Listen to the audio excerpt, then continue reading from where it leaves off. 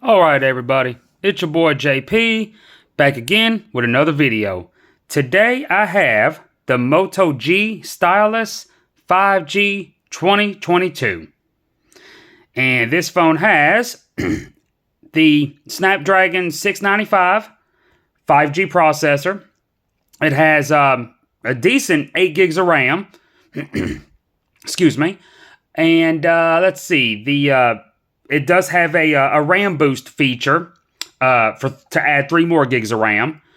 No, just 2 gigs of RAM. I'm sorry, just 2 gigs of RAM. So with that, it would give it 10 gigs of RAM, if you believe that works, that is. Of course, that's for a different debate. Still, 8 is unheard of, really, in a phone of this this caliber, of this mid-range, if you will. Of course, the Snapdragon 695 is definitely no slouch. I went over that pretty extensively in my video for the OnePlus Nord N20 5G, which was my last video. Similar specs, just a little less RAM, but also almost half the price, and that's its MSRP when you're not getting it free or discounted, I should say. But nonetheless, the Moto G Stylus 5G 2022 will appeal to a lot of people. It is still a decent value. It's $500. You can pick it up from Motorola's website, Amazon, Best Buy. At some point, Walmart is supposed to sell it, I think. Possibly Target. It is supposed to land at some prepaid carriers like Cricket Wireless. Somebody did say Metro, but I didn't see Metro in the official PR. I only saw Cricket. I think I saw AT&T prepaid. I think I saw Boost. Boost is getting a lot of these phones because they're also supposed to get the Motorola Edge Plus 2022, the flagship. But unlocked, it does work on all carriers: AT&T, T-Mobile, Verizon, and of course, compatible, providers or, service providers, MVNOs that use their certain, that use their services. Like the Moto Edge Plus 2022, it does have the 5G frequency for AT&T low band, but AT&T blocks it, so it only gets LTE. And I've tried forcing it, with apps like Force LTE, and it doesn't work. I don't know if it's an AT&T side of things or if it's an Android 12 side of things, because I have less luck with that app with Android 12, even though the app itself does work. So I don't know.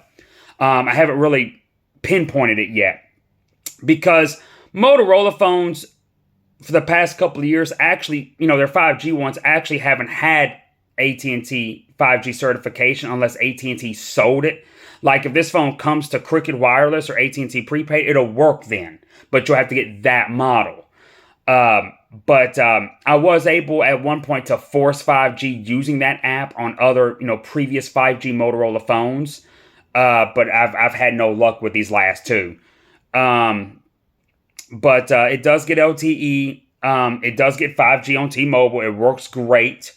I think it gets 5G UC as well on T-Mobile. I haven't given it an extensive test, but it does have all of the frequencies for it. And in my area, I'm finding that T-Mobile is really is. I can see why they are the 5G leader, because they've came out of nowhere. I mean, they were always the quickest, but weren't the most consistent in my area. But now they're becoming the best of both worlds.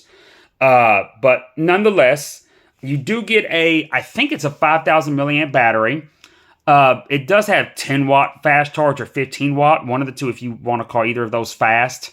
But you do get it in the box. That's definitely a plus. And then you get your USB Type A to USB Type C cable there, of course. Motorola's chargers and cables are always, really good quality, I have to say. You get your reading material there. It seems like Motorola has backed off on including cases with their phones like they did for a couple of years. This phone didn't have it, and the Edge Plus 2022 didn't have it. I figured this would have had it, honestly. I had the 4G Stylus 2022 a couple months ago, but I don't remember if that came with a case or not. But nonetheless, it is 500. Personal opinion, really quick. I think 400 would be the sweet spot. It is a larger 6.8-inch screen than the OnePlus Nord N20. It also has a 120 hertz refresh rate. Two big pluses, but it is an LCD screen, so a lot of y'all will prefer the OLED of the OnePlus. But again, that's smaller at 6.4 inches. You know, it's not a high refresh rate. But both phones do get great battery life, I have to say. And of course, you would expect this to with its larger battery. But then again, larger battery, larger screen. So they kind of go hand in hand, you know. So that doesn't necessarily mean it's going to get better battery life. LCD screens also consume more power than OLEDs. So that's something to think about. Yeah, I mean, you know, if you want a Stylus equipped phone and the most powerful available, this is the phone for you. The Snapdragon 695 I've been thoroughly impressed with it. This is the third phone I've used with it.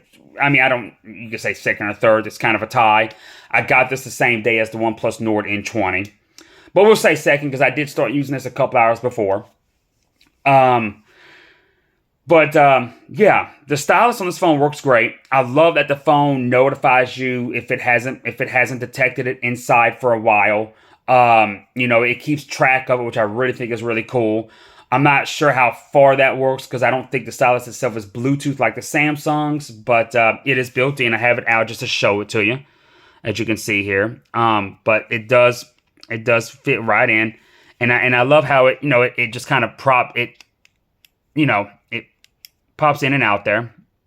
So yeah,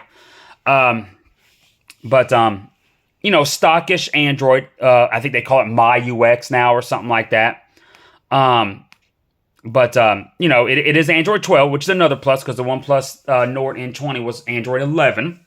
This is Android 12. Let me turn the brightness down so maybe it can come out a little clearer on the phone here. But, it's nothing fancy. It does have your Moto display, of course. It does have the side-mounted fingerprint sensor, facial recognition. Both work as you'd expect. Both work great. I have to say. I've been thoroughly impressed at how fast they both are. It is obviously the punch hole in the center right there. I forget the megapixel count on the front facing the selfie camera, but it is decent. There's your cameras there, your AI there. It's a 50 megapixel. I don't think it's the same lens as what's found on the Edge Plus 2022, but I do think it's the same one that was found on the 4G Stylus 2022. That can be a good thing or a bad thing. But it's decent though. I mean, I don't think it's bad at all. It is a plastic back. Unlike the OnePlus, it's easy to tell that it's plastic, but it's still really nice and really classy. It's not cheap feeling. I love the shimmer to it. It's very subtle. It looks glass on the screen. It's definitely a fingerprint magnet, but it looks glass, on screen. It is a plastic sides as well, but yeah, I mean, there's your Type-C, your speaker, it does have a 3.5 millimeter headphone jack, volume rocker, and your power button that doubles as the fingerprint sensor. There's your SIM tray. It does have expandable memory.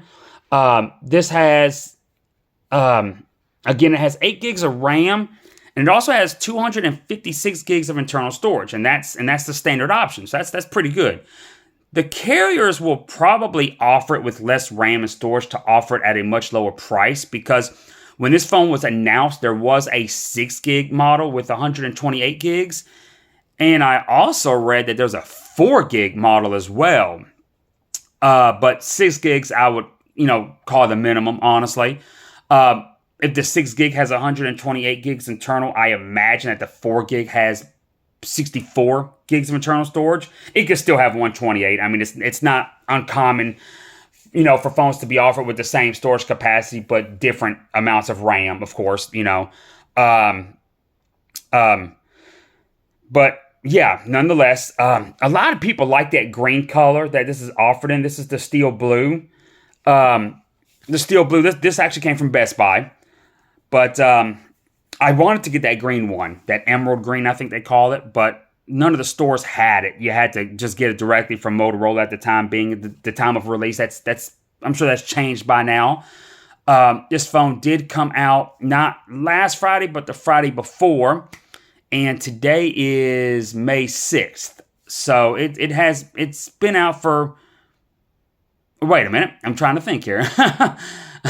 I think I think it came out last Friday because today is Friday. I just thought of that. Yeah.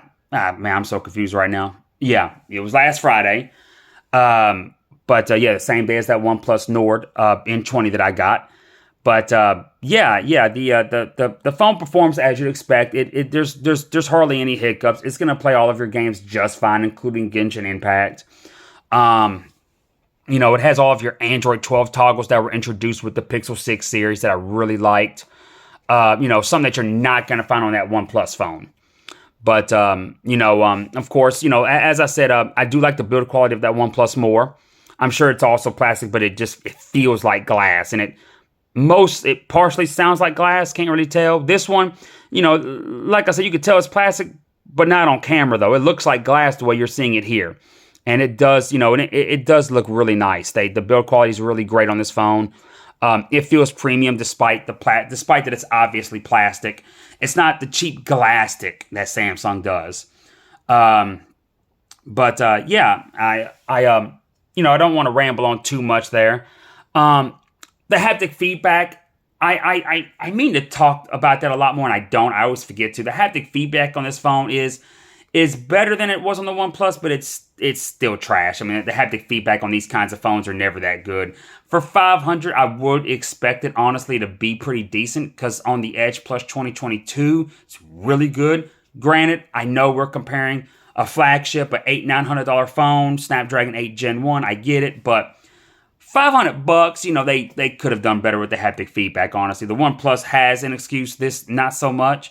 Again, $400 will be the sweet spot, and that's with 8 gigs of RAM and 256 gigs of storage. I'd be reluctant to pay $400 on the 6 gig, model.